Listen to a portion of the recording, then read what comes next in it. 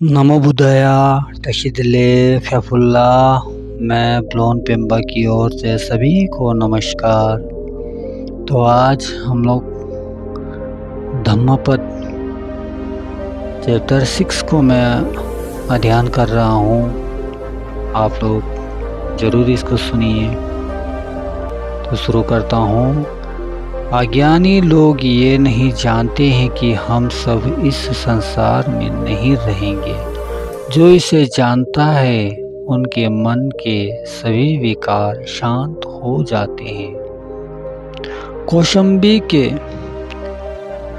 घोषित राम ने 500 के 2 समूह विनयधार और धर्मकातिक भिक्षु रहते थे। एक दिन उनमें विनय संबंधित साधारण सी बात पर झगड़ा हो गया। तथागत के बहुत समझाने पर भी ना माने। बाद में वे अपने दोषों को समझकर परस्पर क्षमा याचना कर श्रावस्ती में जाकर भगवान से माफ़ी मांगने लगे। तुम लोगों ने बहुत बड़ा दोष किया जो तुम लोग मेरे यहाँ से ही प्रवर्जित हुए और मेरी ही बातों को नहीं माने, मेरे समझाने पर भी नहीं सुने। ऐसा कहकर उस समय तथागत ने युक्त कथा को कहा। जो वस्तु हेतु और प्रत्यय से उत्पन्न होती है उनका क्षय निश्चित होता है। जो पैदा होगा वो मरेगा ही। रात हो तो दिन होगा ही, गर्मी है तो सर्दी आएगी ही, सूर्य उदय होगा तो अस्त भी होगा, संयोग है तो वियोग होगा ही। जितनी भी मजबूत हम दीवार बनाए एक दिन गिरेगा जरूर। जितना भी संग्रह किया हो वो खत्म होगा ही। यदि व्यक्ति इस वास्तविकता को जान लेगा तो उसका मन किसी वस्तु, पद एवं स्थान के प्रति अभिनिवेश नहीं रहेगा। क्षणभंगुर नशावर जीवन के प्रति घिनौने और जघन्य पाप कर्मों को नहीं करेगा। मेरी दृष्टि में मृत्यु का एहसास व्यक्ति को सन्मार्ग पर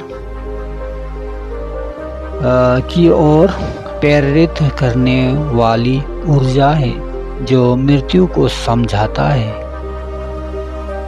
वो धर्म के द्वार में प्रवेश करता है। जो मृत्यु को समझता है वो धर्म के द्वार में प्रवेश करता है। यह कटु सत्य है जो आज इस समय लोग विद्वान है वे 200 साल के बाद निश्चित रूप से नहीं रहेंगे। नहीं रहने का तात्पर्य ये नहीं है कि जैसे आग बुझ जाए या पानी सूख जाए उस तरह समूल नष्ट हो जाएंगे, अपितु चित्त की संतति तो निरंतर बनी ही रहती है। यद्यपि व्यक्ति अकेला पैदा होता है लेकिन वो अपने कर्मों से परिवार, समाज एवं राष्ट्र विशेष में उत्पन्न होता है। वहीं व्यक्ति जब मरता है तो अपने कर्मों को साथ लेकर जाता है। व्यक्ति अपने अच्छे और बुरे कर्मों के द्वारा ही अच्छी और बुरी योनि को प्राप्त करता है। यदि व्यक्ति ये समझ ले कि कुछ वर्षों के बाद मुझे ये जमीन जायदाद मकान आदि ही क्या, अपना शरीर को भी यहाँ त्याग कर जाना है, तो निश्चित रूप से वह आने वाली योनि एवं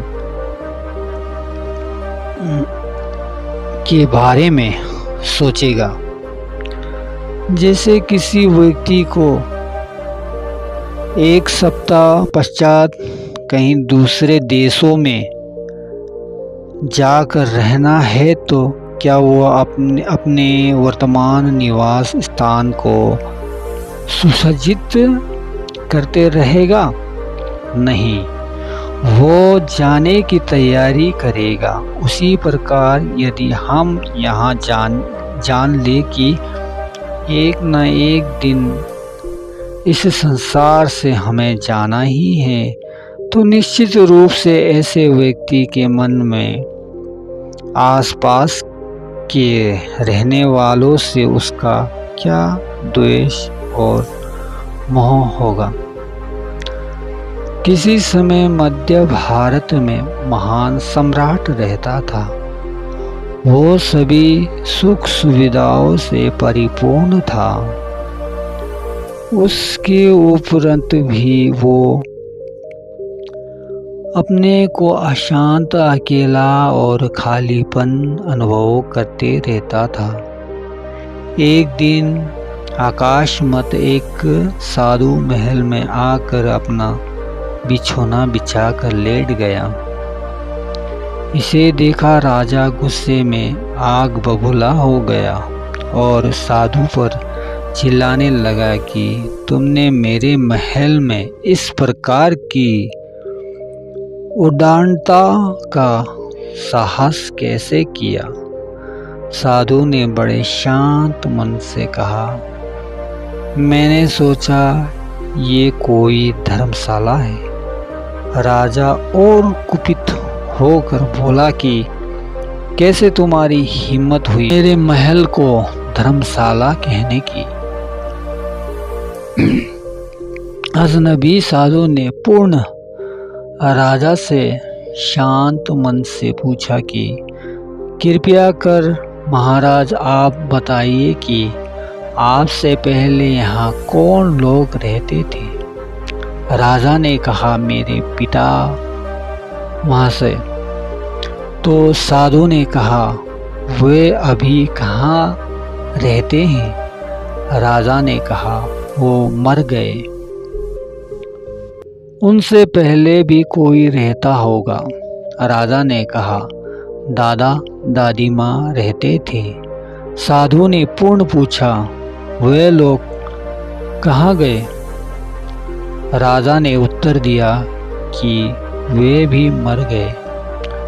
साधु ने राजा से कहा, उनसे पहले भी जरूर और कोई रहा होगा। तो इस प्रकार यह निश्चित ही धर्मशाला या यात्री ठहरने की जगह है। राजा, एक दिन आपको भी इसे छोड़कर जाना ही होगा। कहते हुए साधु अंतर्धान हो गया। प्रतिदिन संसार में कितने हजार लोग पैदा होते हैं, कितने हजार मरते हैं। मरने वालों में शिशु भी है, बच्चे भी है, युवा भी है, तरुण भी है और वृद्ध भी। ऐसी निश्चित कोई आयु सीमा नहीं है कि व्यक्ति विशेष अवस्थाओं में आकर ही मरता हो। मृत्यु निश्चित है। यदि ये विचार जिसके मन में गहराइयों से आया, वो व्यक्ति निराशक्ति हो गया, मुक्ति हो गया। मुक्ति होने में कोई समय नहीं लगा, तो एक क्षण में ही परमपदगामी बन जाता है, क्योंकि ज्ञान ही मुक्ति है। इसीलिए बुद्ध ने 4 आर्य सत्य में प्रथम दुख आर्य सत्य का स्वभाव अनित्य आदि कहा है, जो दर्शन मार्ग का प्रथम स्वरूप है, आलंबन है। जो अच्छा ही अच्छा देखते फिरते रहता है, इंद्रियों में संयम नहीं रहता, जिसे भोजन की मात्रा का ज्ञान नहीं, जो आलस्य हो, प्रत्यन विहीन हो, उसे मार पूरी प्रवृत्ति वैसे ही पीड़ित करता है जैसे दुर्बल वृक्ष को हवा। श्रावस्ती में चुलकल और महाकाल नामक दो व्यापारी रहते थे। वे दोनों ही तथागत के पास जाकर प्रवर्जित हो गए। महाकाल थोड़े ही दिनों में परिश्रम कर अरहत हो गया। चुलकल भिक्षु बनकर भी गृहस्थों की तरह जैसे पहले रहता था, काम करता था, सोचता था, वैसा ही समय बिताता था। जब इसकी सूचना भिक्षुओं ने तथागत को दी तो तथागत ने युक्त कथा को सुनाया था। जो व्यक्ति अपनी तृष्णा पर काबू ना कर सभी सुंदर वस्तुओं को प्राप्त करना चाहता है, भोगना चाहता है, अधिकार करना चाहता है और अपनी इच्छा को संयम एवं नियंत्रण में करने का प्रयास नहीं करता, वो व्यक्ति बुरी आदतों के प्रभाव में आएगा ही और अपने पास जो उपलब्ध है उसका भी नाश करेगा ही। इतना ही नहीं, वो लोगों की दृष्टि में भी नीचे गिरेगा और निंदा का पात्र बनेगा।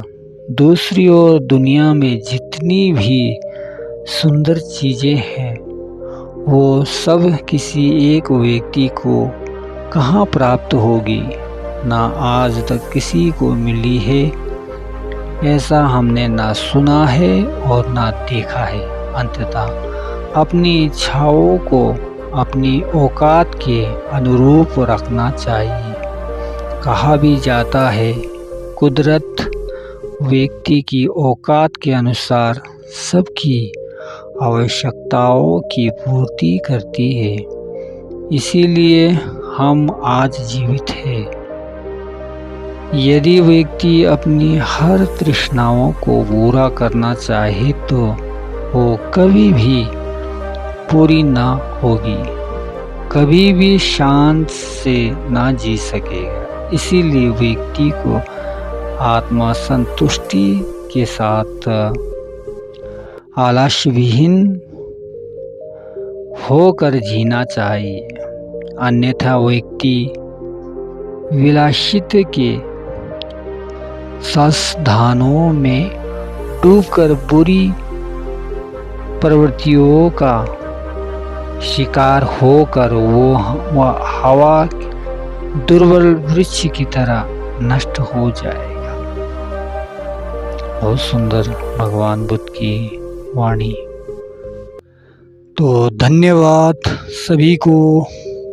आशा करती हूँ इस भगवान बुद्ध की जो वाणी है और कहानी है उससे हम लोगों को कुछ अच्छा सीख मिला होगा। तो धन्यवाद।